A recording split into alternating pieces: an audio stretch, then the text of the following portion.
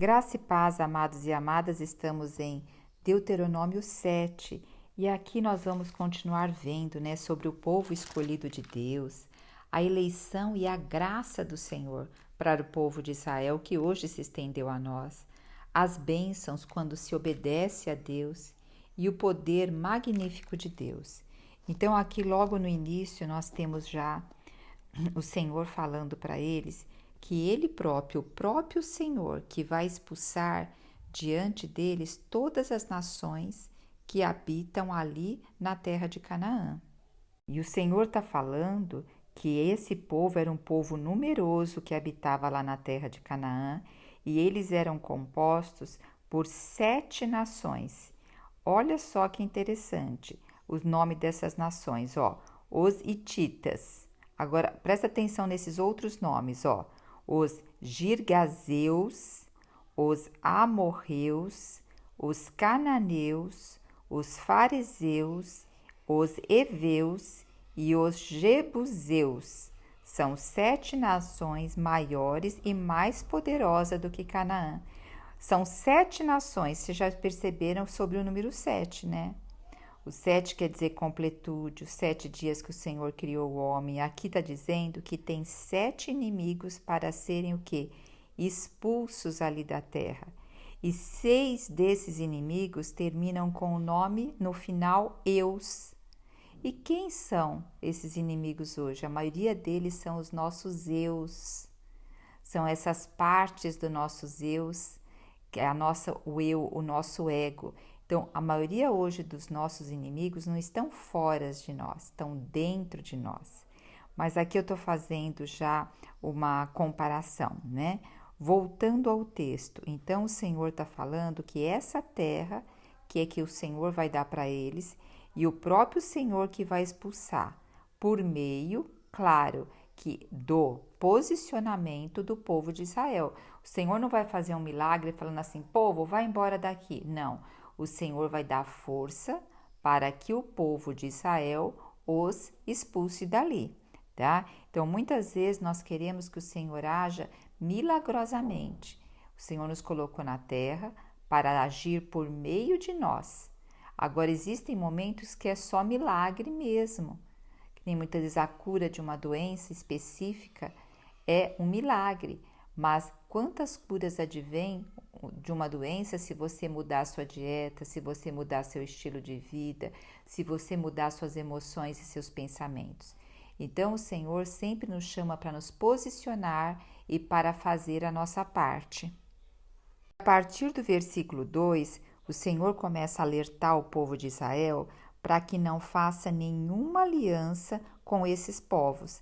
Esses povos que estão habitando aqui na terra de Canaã são povos extremamente idólatras, um nível de iniquidade, uma maneira de viver que aborrece, que desagrada totalmente a Deus, fora dos princípios de Deus. E por que o Senhor está dando a terra de Canaã a Israel? E por que esses povos têm que ser eliminados? Por quê? Porque eles chegaram o cálice da iniquidade transbordou. E agora o Senhor está usando o povo de Israel para juízo com esses povos. Então eu quero deixar bem claro isso, nosso Deus é um Deus misericordioso e bondoso, só que Ele tem a medida da iniquidade e esses povos ultrapassaram já a medida da iniquidade. Então, por um lado, o Senhor está usando de misericórdia, amor e bondade para com o povo de Israel, e por outro lado, o Senhor está usando de juízo para todas essas 7 nações. E quem vai cumprir o juízo do Senhor aqui? Israel. Só que o Senhor está falando um alerta, que vocês não devem fazer aliança nenhuma, e nem tratarás eles com piedades. Você não vai celebrar casamento, não vai dar suas filhas como esposa e nem vai tomar mulheres para ser esposa dos seus filhos. Então o Senhor deixa bem claro isso, que teria que destruir tudo que tem naquela terra, que é a respeito de adoração de outros ídolos. Então seria postes ídolos, colunas, tudo que é consagrado a outros deuses deve ser destruído. Lá eles só devem adorar o único Deus. E por que tudo deve ser destruído? Porque sempre quando a gente deixa alguma coisa para trás, um dia aquilo que é pequenininho vai virar grande e vai roubar o nosso coração. Então o Senhor está deixando claro, tira tudo. E isso pode acontecer com a nossa vida, né? Muitas vezes nós tiramos algumas coisas da nossa vida, mas ainda estamos presas em outras. Então, que o Senhor, que nós possamos falar para o Senhor, Senhor, sonda meu coração. Vê se tem coisas em mim que não te desagradam. E realmente me abre os olhos e me encoraje para que eu tire isso da minha vida. Que nada possa tomar o teu lugar. Nada possa tomar o teu lugar. Então perceba, se hoje você ficar sem alguma coisa hoje, vamos supor, até o celular hoje, ou a internet hoje não funcionar, o quão isso vai te incomodar? Muitas vezes nós ficamos, né? A gente perde o celular, alguma coisa, o quão isso nos incomoda. Então, o que a gente deve perceber? O que tem tomado mais o nosso coração hoje? Nada pode estar na frente do Senhor, tá bom? Então, para a gente prestar atenção, porque aqui tá falando de ídolos, naquela época eram deuses. Por quê? Os deuses daquela época, o que eles buscavam os deuses? Tinha o deus da terra, o deus da fertilidade, o deus dos gados. Então, para cada coisa na vida da sobrevivência e do prazer, eles o quê? Cultuavam um deus. Então, eles achavam, se esse deus estivesse feliz, a vida deles estaria sendo favorável. Né? Então, era a forma que eles buscavam coisas desse jeito. E hoje, o que nós buscamos? Nós buscamos felicidade, nós buscamos dinheiro, nós buscamos moradia, nós buscamos tudo para ter, entre aspas, tá? Vou falar entre aspas, para ter o Deus do sustento, o Deus da proteção, o Deus da alegria, o Deus do passeio, o Deus dos estudos. Então, muitas vezes a gente está colocando essas coisas como os deuses na nossa vida. E se a gente ficar sem isso, a sensação parece que é desproteção, insegurança. Mas veja, Deus é que é acima disso tudo. É Ele que permite nós termos casa própria, comida.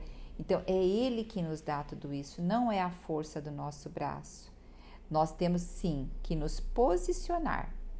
Se nós não nos posicionarmos e não entrarmos em ação, a própria palavra diz, né? Vai ter com a formiga o preguiçoso, e aquele que não trabalha, não coma. Então, o Senhor está falando, vocês têm que ter o quê? O papel e a ação de vocês. Mas quem está aqui favorecendo que a chuva venha, que a terra dê o alimento, sou eu. Quem está favorecendo que você se mantenha vivo, com saúde, sou eu. Eu acredito que deu para nós entendermos isso, né? Versículo 7 ao versículo 11, nós vamos ver sobre a graça do Senhor. Que o Senhor está falando que se afeiçoou ao povo de Israel, os amou e também ele fez um juramento aos antepassados, que foi Abraão, Isaque e Jacó. E que o Senhor mantém uma aliança de amor por 1000 gerações em favor daqueles que o amam reverentemente e obedecem os seus mandamentos. Então o Senhor está falando que ele mantém uma aliança e o amor por 1000 gerações. Agora, será que se não obedecer o Senhor quebra a sua aliança? Veja só, o Senhor nunca quebra a sua aliança dele, porém o Senhor repreende, como diz no versículo 10, e retribui pessoalmente aqueles que o desprezam, o que? Aniquilando-os. Então veja só, também existe o que? Da repreensão do Senhor. Imagine um pai educando, um pai e uma mãe educando o seu filho. Criança, o que criança quer? Comer na hora errada, não quer tomar banho, não quer dormir, só quer brincar. Nós somos essas crianças na presença do Senhor. O Senhor está falando, agora é hora de comer, agora é hora de dormir, agora é hora de tomar banho, agora é hora de ir para a escola. mas nós queremos muitas vezes estar fazendo as nossas vontades. Então, é o mesmo comportamento. Então, aqui é como se nós, como pais e mães, estivéssemos falando com os nossos filhos para eles obedecerem, para não ter consequência. É a mesma coisa que o Senhor está fazendo aqui para conosco. A partir do versículo 12, o Senhor vai falar das bênçãos da obediência a Deus. Lembra, muitas vezes os pais falam assim: olha, filho, se você passar de ano, você vai receber isso. Olha, se a recompensa, né? Também da obediência. Então, o Senhor está dizendo aqui: se obedecerdes essas ordenanças e as praticarem, eu vou manter uma aliança e bondade misericordiosa que prometi para os seus antepassados. Eu vou abençoar vocês, eu vou multiplicar tudo aonde vocês colocam as mãos, vou abençoar o filho de vocês, o fruto da terra, os cereais, vou abençoar o seu gado, a terra. Então veja só, o Senhor está falando todas as bênçãos que tem quando se obedece Ele. E ainda ele completa aqui no versículo 14 que ia ser mais abençoado do que de todos os povos que estariam na terra, e que não haveria e que ele afastaria do povo as enfermidades graves, como eles viram que tinha lá no Egito. Veja, até a própria constituição das leis que o Senhor deu ao povo de Israel, nas leis, lembra sobre lepra, sobre fluxo, a mulher menstruada, sobre fluxo do homem, sobre feridas na pele, sobre lesões na pele. Lembra como deveria ser o tratamento da casa, da roupa, de se lavar, de se manter afastado. Tudo isso era uma forma também de afastar o que? Doenças e enfermidades. Então, dentro da legislação que o Senhor deu ao povo de Israel, tinha também o cuidado com a saúde, para que eles não ficassem susceptíveis a doenças e a enfermidades. Eu quero fazer um adendo que nós sabemos mais para frente que o povo vai se corromper com outros deuses. E por isso que Jesus veio, porque o povo não conseguiu obedecer tudo que Deus mandou. Então Jesus, ele se tornou a desobediência, o pecado que todos nós fizemos. E dessa forma, Jesus crucificou o pecado lá na cruz. E dessa forma, Deus pôde vir o que? Ter uma aliança eterna conosco agora por meio de Jesus. E essa aliança o que nos faz ter esse contato íntimo com Deus. Porque aqui, na época do Velho Testamento, eles não podiam ter um contato com Deus. Eles tinham que ter contato com o sacerdote, e o sacerdote era o intermediário a Deus. Então, nesse momento ainda é Moisés. Moisés ainda não morreu, mas depois só vai ficar o sacerdote para isso. E hoje Cristo habita em nós, e nós temos o que? Esse livre acesso a Deus. E hoje nós também temos Jesus como nosso advogado perante o Pai. Veja só, existe diferença de pecado e diferença de iniquidade. Pecado é quando eu não quero pecar e eu erro o alvo. Pecado significa errar o alvo. Eu não quero fazer aquilo, mas quando vi, eu fiz. Então, isso sim é apresentado a Deus e a gente pede perdão e fala: Senhor, corrija a minha rota. Agora, o que é iniquidade? Iniquidade é eu praticar o pecado, não sentir peso no meu coração e continuar praticando a iniquidade. Então, para isso, já não tem perdão sim, se a pessoa se voltar ao Senhor verdadeiramente. Mas o Senhor observa isso, o que é pecado e o que é iniquidade. Então, nós sabemos que o homem não tem como não pecar. Todos nós somos pecadores e vamos continuar pecando. Mas nós não podemos ser iníquos. Iníquos é aquele que continua pecando, tendo um estilo de vida de pecado. Aí sim, não tem como ser o povo de Deus, e o que acontece? Aí tem que ter as consequências desse processo, tá? Fiz só esse paralelo agora. Olha que interessante, a partir do versículo 17, o Senhor vai falar para eles assim: olha, vocês podem começar a pensar no coração de vocês quando olharem para essas nações e falar: nossa, Essas nações são mais fortes, elas são mais numerosas, elas assim são povo de guerra. Como que nós vamos conquistar elas? Então, muitas vezes, se a gente fica olhando muito para o nosso inimigo, nós vamos perder o quê? A força do braço de Deus em nós. Mesma coisa Pedro. Quando ele saiu do barco para andar sobre as águas que Jesus o chamou, ele foi. Quando ele olhou para a tempestade, para o mar agitado, ele afundou. Então, o Senhor está falando aqui: estas nações são mais fortes e mais numerosas do que vocês, mas vocês vão conquistá-la porque eu vou conquistar por vocês. Então, o Senhor fala aqui: lembra-se com o que os seus próprios olhos viram, como eu tirei vocês com mão forte lá do Egito. Então, sempre nós devemos ter eu aconselho, tá? Eu sugiro, quer dizer, que você tenha um caderno, ou um álbum, ou um mural, aonde tenha registrado todos os livramentos que o Senhor te deu, todas as bênçãos que o Senhor te deu. Porque muitas vezes, ao estar no momento de desafio, de dificuldade, nós tendemos a olhar só os gigantes. Mas quando você vai lá naquele mural, naquele lugar onde tantos livramentos teve, tantas bênçãos teve, sabe o que acontece? Seu coração se anima em Deus e você volta a olhar para Ele. E é isso que o Senhor está falando aqui para o povo. Quando o coração de vocês começarem a ficar atemorizados, lembre o que eu já fiz com vocês. Lembre o que eu já pude fazer por vocês. E olha que interessante que o versículo 21 e o versículo 22 diz assim: jamais fiques aterrorizado diante deles, porque eu sou o Deus Todo-Poderoso, eu sou o Deus temível e habito no meio de vocês. E olha o que diz o versículo 22: eu, Deus, vou expulsar eles pouco a pouco. Eu vou expulsar pouco a pouco essas nações na tua frente. Porque se eu tirá-las de uma vez, o que vai acontecer? As bestas feras do campo vão se multiplicar e elas vão ameaçar vocês.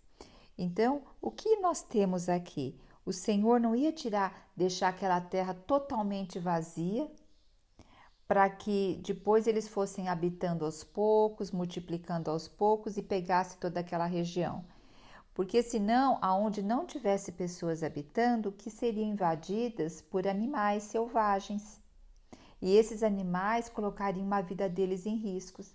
E como nós podemos trazer isso para a nossa prática também?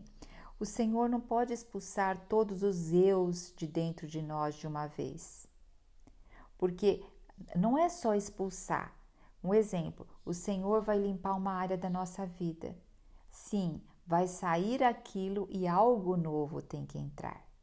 Então, vamos supor, eu vou querer tirar um hábito, um comportamento da minha vida. Olha um hábito destrutivo na nossa vida, fofoca. É um hábito que nós temos que deixar. Então, o que tem por detrás da fofoca? A fofoca é só um sintoma. Atrás da fofoca existe uma causa e o Senhor quer limpar essa causa. Aí, quando o Senhor limpar essa causa, Ele vai colocar um sintoma de edificação. Aí, esse eu já foi expulso. Aí, então, já trabalhou essa área. Agora, depois, o Senhor vai trabalhar outra área em nós. Porque na hora que retira algo, algo novo tem que ser introduzido. Então, a fofoca é o sintoma de uma causa que aí tem que ser tratada essa causa, colocado remédio nessa causa, tem que ser tratada, então tem que ter um processo. Por isso que os eus têm que ser tirados aos poucos, assim aqui como na terra de Canaã. Terminando aqui, vamos falar sobre o versículo 24, o Senhor diz que vai entregar os reis na mão de Israel e vai apagar do céu todo o nome daquela geração. E ninguém vai resistir à presença de Deus, porque o próprio Deus vai ser exterminado.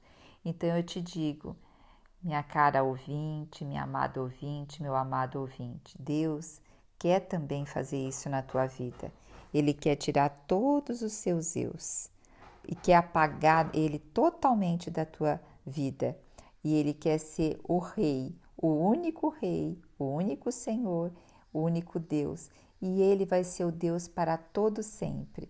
Amém, né? Jesus Cristo é o nosso Senhor.